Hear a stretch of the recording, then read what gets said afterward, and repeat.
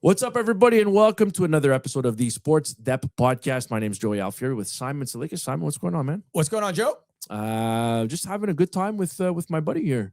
You texting? What's going on? I forgot my laptop, so I'm gonna use my phone for some. Your little MacBook. bit of this, Yeah, little it's bit of this okay. and that. Yes. Yeah. So you having a good week? I'm having a great week. Yeah. I can do without the snow and the cold, but This is what you signed up for. this is what pretty much. in This is Canada. what my parents signed up for, and That's I did true. nothing about it. Yeah. Yeah. It's the same deal. I used to tell my grandparents all the time, like, I know you guys came, Yeah. Italy, Yeah. Halifax, Yes. Montreal. You didn't want to, like, The first time Florida. you saw 30 centimeters, you didn't say, "Let's go, keep it moving." like, what is this Yes. stuff? No. But it has been cold, and we've been hit pretty hard with the snow. But it's hockey season. What's hockey season without a little bit of snow? You can follow us on social media. You can find us on our TikTok page, Sports Depth Pod. You can find us on our Instagram page as well, Sports Depth Pod. Tsalikis has made himself a new Instagram, a professional Instagram. That was sports, and It's a sports professional Instagram. The other one is his real estate Instagram. There's no one more, real estate, one sports. That's right. exactly. We don't mix and match anymore. We don't pretend right? we're the same people. All right, fantastic. All right, we've got a very busy show lined up with a very special guest on this beautiful day. We have a former Montreal Canadiens forward, a guy that I really appreciated watching growing up. I'm quite a bit younger than you, Simon, so Yes. this was like in my peak, very influential. I was, very impressionable hockey fan, and to me, one of the lines that I really grew up liking a lot. I find they're underrated. I mean, nobody will talk about them anymore, but I really liked Sergei Zoltok, Denis Zubris, Oleg Petrov. go. That was a sneaky good A lot of line talent for the lot of Montreal skill. Canadiens. A lot of talent, a lot of skill, and Oleg Petrov is with us right now. Oleg, thanks for doing this. When I mention the late, of course, Sergei Zoltok and Denis Zubris, what do you remember about those days? It was a great time. They were good players. I remember, especially Sergei. I remember back from Russia. We used to play in the junior national team together. And Daniel was a little bit younger, but he was a big guy. And we had a very good chemistry playing together. So just wondering, Oleg, when you're growing up in Russia, how much of the NHL were you able to see? And if you were to ask, pick any team that you were on as a 15, 16-year-old and you went around the room, what were the most popular NHL teams when you were growing up and playing in Russia as a teenager? All we knew about NHL exists. We had no access to it. Don't forget, I was raised in a communist country, so we didn't have any Western movies or any Western sports and things like that. All we heard little bits and pieces here and there. So obviously, I heard about Montreal Canadiens, and funny talking about that, somebody gave me a gift, a little pin that had Montreal Canadiens sign. Much did I know that I will be drafted by Montreal Canadiens later on in life. That's awesome. So what was your you got drafted in the 6th round in 1991 by the Canadiens. I'm just curious, like, what was your draft experience like? Like, how did you find out? I mean, it was a different world in 91, right? Well, obviously there was no internet there, no social media, no invitation to the draft. Actually, I find out a few weeks later, and I thought somebody was joking about it. I say, "Wow, really?" I say, "Yeah, that was my one team I really want to play for." And I didn't think it's like a dream coming true. Somebody told me I'd been drafted. I said, that's amazing. So wow, A few weeks later? Wow. That's crazy. Yeah. Well, like I said, we live in, by then the Iron Curtain was lifted, but we still had not much information flow back and forward. And like I said, there was no internet, no social media, not even cell phones, so it's a different era. So from the time that you find out, a couple of weeks later, and then at that point, between the time you found out to the time you were at your first camp, how long was that?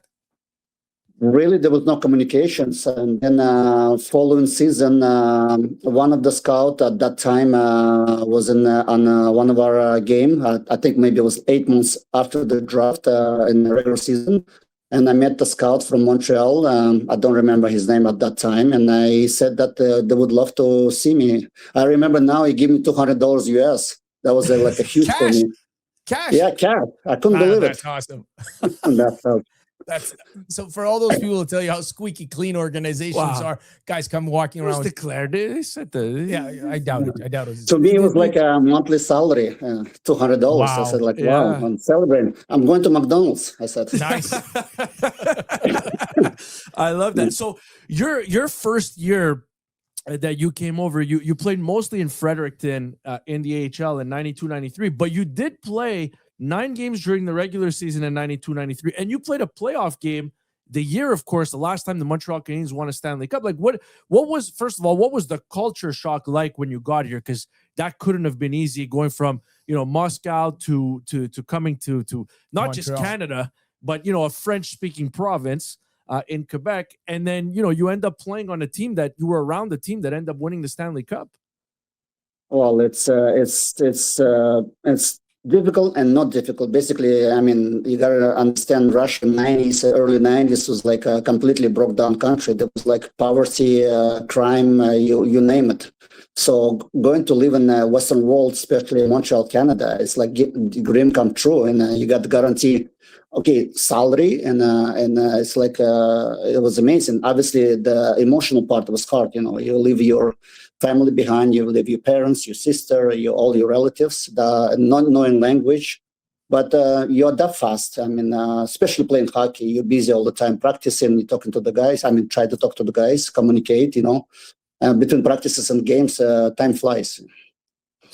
I'm just wondering, from a hockey perspective, Oleg, like when you leave Russia and the way that they, you know, the way they play the game, or the way the game was coached to them, and then you jump onto an NHL rink. What was the biggest difference between Russian hockey at that time and the National Hockey League? I think the speed, obviously smaller ice, a lot more physical game, and things happens a lot faster. And if you don't keep your head up, I mean, you get concussion easily, especially back in the days, you know.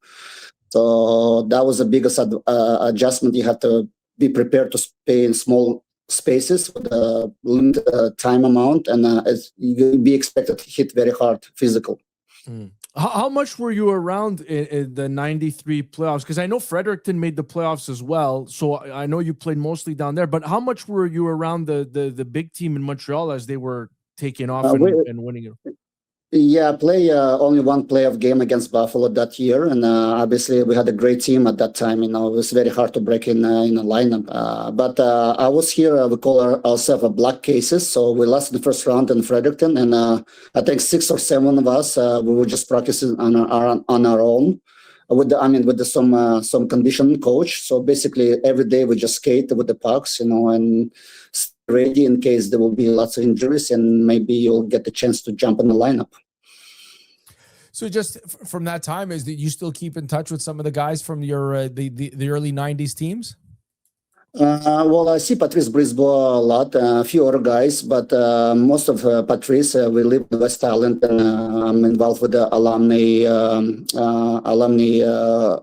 Montreal Canadiens organization, so we play lots of games, so I see him here and there. I mean, I see Vincent Danfous, Guy Carbonneau, guys like that. And sometimes we go out west. I see Keane, Brian Scrudland sometimes join us on the games. So I get the touch with those guys. I mean, especially now that I speak English better than when I came first year. So you got a lot to talk about it. How's the French? I know a little bit, just enough. Pass by, but I live in West Island of Montreal, so it's really, I really don't really need it. But I understand a little bit, so it gets me around. That's cool. So how many languages? 3 languages then, minimum, right? I speak, Russian, obviously my mother tongue, and I speak Italian, English, and I understand a little bit of French. Let's go. You know what's funny is that you always seem to me like a classy guy. Like the way you play, it was always very classy. He speaks Italian. But to me, I was gonna say, I bet he can speak a little bit of Italian. I bet he could. Okay. No Greek for Simon, right? Parlo bene italiano. So my grandparents came over from Italy. So I got to speak to my grandparents mostly. My grandmother's very much only in Italian. Yes. But my grandfathers were involved in the business world, so they spoke both English and French. But yeah, no, I get to practice a little bit with my grandmother, and I hope to pass. And I can practice with Oleg. You can practice with Oleg. Yeah. So no Greek for you don't know any Greek for Simon, right? No, not so Perfect. much Greek. Have you been to Greece? Yeah, we were there last year. We took a cruise. It was a Nice. Turkey Oh. Greece cruise. So we stopped a few islands. We were in Athens, and also I love Greek food. I mean, my favorite restaurant in Montreal, Milos. So, There you go. That's That's a baller. good. That's a so I good mean, call you right can't beat there. that. It's one of the top restaurants in the world. So I mean, Nice. I love the fresh fish and vegetables, and all the seafood they serve. Nice.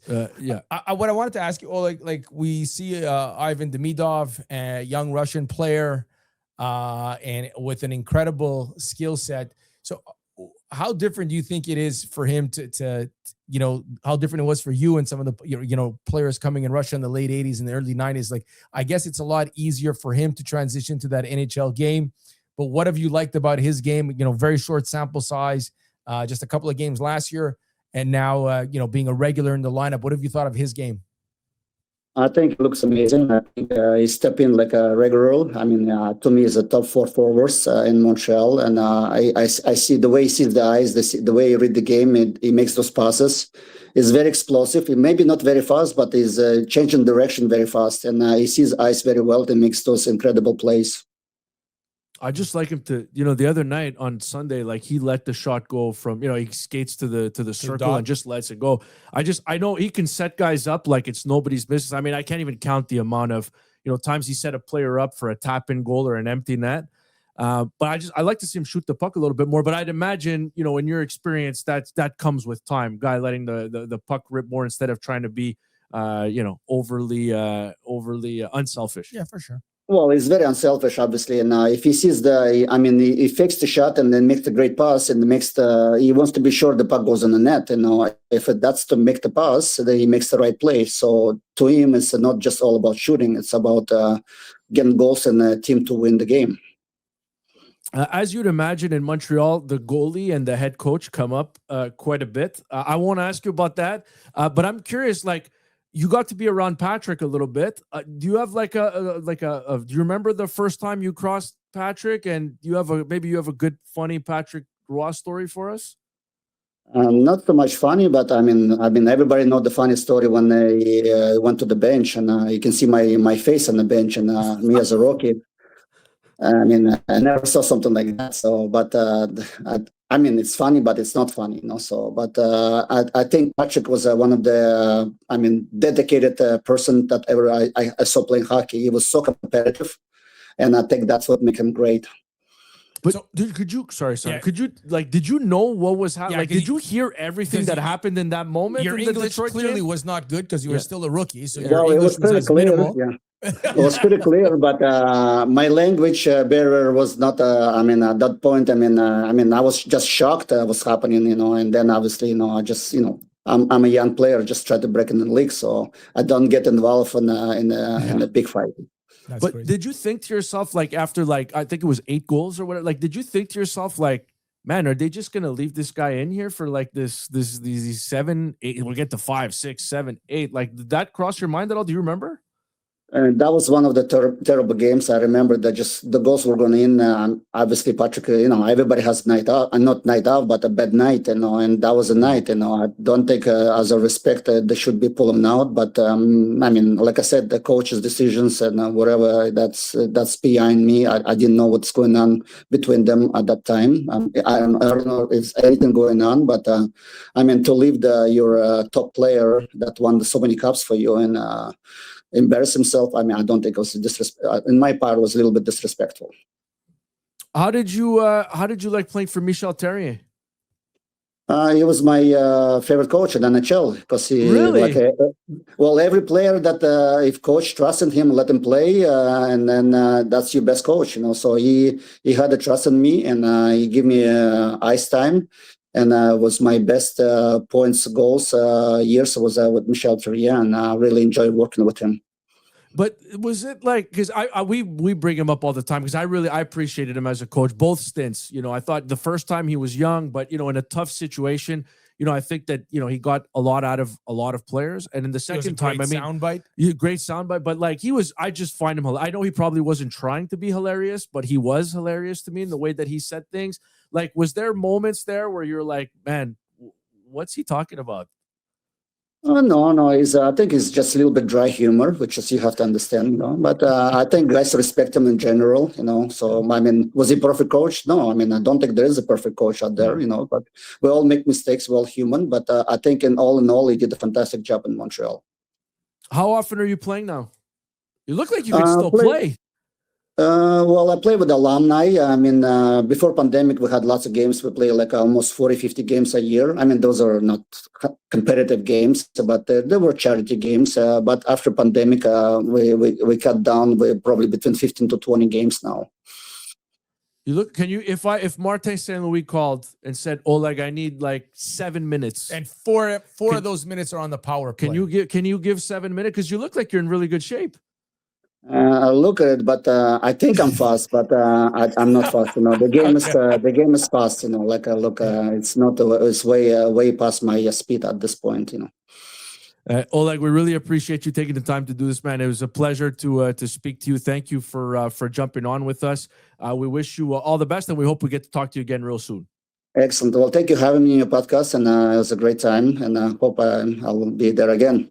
Yes, sir. That's Oleg All Petrov. Right. Thank you, former Montreal Canadian and part of the Montreal Canadiens alumni. I was a big fan. Today, you get drafted. The team calls you away before you're drafted. We're about to tell you you're about to get drafted. Act surprised. Act like you love the place. Okay, coach, I'm happy to be here. You got yourself a dog, coach. Okay, hang up. Let's go. Out weeks later, and they give $200. $200. Got $200 like in Goodfellas, the way giving the valet. We don't know that. Maybe like you said $200 cash. Yeah. Now help out. Listen, whoever that scout was, the guy told you that's what he was making a month. Statute of limitations. That's the guy. No, yeah. But those are great stories. Like those are things that just don't happen the CBA anymore. in 1992. Yeah. But that's crazy. That it's 91. It's not that long ago. It's not that long ago. Not that long ago. Yes, there are internet and telephones and stuff like that. They didn't have those. But it's not that long ago. The guy found out weeks later. Crazy. But it's like I said, I really appreciated Oleg Petrov. Like, not the biggest player, clearly skilled. Yeah. And for a guy picked as late as he was, kind of like a Nick Suzuki build. Yeah, no, I think maybe a little below 6 feet, but hovering around the 190, 95. I don't know but he's looking at, he's a guy who played almost 400 games, and he's pretty much a point every other game. That's impressive, getting that type of production. And like I said, I'll never forget that. Sergei for another decade, a long time, yeah. Sergei Zoltok, Dania Zubris, and Oleg Petrov. They had some chemistry. Like that was a good line. On teams that struggle to put the puck in the net, and he's right. Under Michel Terrier, he had his best season. He had 24 goals and 41 points. He had 47 points the year before. Did Valerie Bure show up like right after that? I think it was right before that. No, Bure was not. I thought Valerie Bure was in the mid to late 90s. Like they definitely, I think they overlapped for sure. A little bit, yeah. That's what I remember. They definitely overlapped because. If you would have asked me Oleg Petrov's line mates with the Habs, I don't know why, but I would have answered first. Maybe. I would have answered Valerie Bure. Valerie Bure was 94, 95 to 97, 98. So there you go. They crossed over for a couple of years. Yeah, they crossed over. But Oleg Petrov went to the Swiss League between the 95, 96. He went to the Swiss League for 3 years and then came back in 99, 2000. And I remember him more 99, 2000. That's when I was a little bit older. And I knew the names and all that stuff. I was like 10. Nice. In 99. Living in Montreal, loving life. Good for him. No, just a good, a solid player, guy who played, It's funny because here in the background on the televisions, you see Elixir Restaurant, right? Baton Rouge Vaudreuil, and you see Clark Cafe in the West Island. It was about 2 weeks ago that I was there and Oleg Petrov, no way. He was in line, but I didn't know. I'm not going to. Yeah, no. Hey. No. I've seen Oleg, come on my podcast. I've seen Oleg Petrov. I've seen Oleg Petrov years back. I must have grown up in the area where he was living at one point because I bumped into him a couple of times at IGA. I didn't say anything. I don't like bothering. No, I'm not bothering. I don't anybody. like bothering guys when they're doing grocery shopping, having a coffee and stuff. Yeah. But I was a big fan of Oleg Petrov. Dania Zubris. Fun fact. Yes. Dania Zubris, if I can, before we go. Yeah. Sam's giving me the eyes because we're going over. But so in my family, we had a furniture store for years and years and years, decades. And I think my dad had like Wednesdays off or something like that in the family store. And he wasn't there. And my dad's uncle was working there. And he's like, yeah, he's like, I think a Montreal Canadian was in here. And I go, huh? And I was a kid. And I go, wait, what? And I'm like, no, this thing doesn't happen to us. We're on St. Hubert Street. Like, what are they doing out here? Love St. Hubert Street. And so I went along on the delivery. I was like 7 or 8 years old, and we went to Westmount, Atwater, Sherbrooke, in that area near Dawson, and we went to Dania Zuber's. Nice. And so I tried. So before getting to the studio, I was at my parents' house, and I was going through my old things. I found my crown. I said, I'm not bringing this because Simon's going to make fun of me. If you don't, I mean, if you didn't listen a couple weeks ago, I was prom king. Oh my! And my mom has the satchel and not a satchel. What is it? Sash. And I don't know what it is. The crown. Never lucky enough to have one, Joe. Well, yeah, obviously. never at the top of the food chain. But I was looking for my Canadien magazine, and there was one with Zoltok, Zubris, and Petrov on the cover, and I can see the cover in my head. And I had Dania Zubris sign it. He was a great dude. At that time when when I went there. Delivery, okay. And so I have the magazines. I couldn't find it, and I wanted to bust it out, show Oleg that. What did he couch? No, stackable washer dryer. Stackable washer dryer. Yeah, and it was up. That was big. It was uphill. Yeah, but it was uphill. It was an uphill. It was up an impressive flight of stairs. We're talking in the 90s. Stackable washer and dryer. You have to make mad money. Late 90s, and I think he did. But I obviously I was very biased, but I was a big fan of Dania Zuber. Very talented dude, played with the Washington Capitals and lit it up a year with Ovechkin. I'm pretty sure it was close to a point a game or whatever. He had all the skill in the world, former first round pick. But that's it for the Sports Depth podcast. Thank you for tuning in. That was Oleg Petrov, nice enough to stop by. Make sure that you listen to the Sports Depth podcast, because you never know where you can bump into Oleg Petrov, IGA or Elixir. I love Elixir. I'm due for a St. Louis burger. Or they might call it a St. Louis. We got to get clarification on that, eh? St. Louis or St. Louis? It's one of those. Yeah, we got to figure it out. But that's all the time we have for this episode. Thank you for tuning in all week. Really appreciate the love and support. You could subscribe to the channel on YouTube. You can find us on Apple Podcast and Spotify. Have a great weekend, everybody. We'll be back early next week.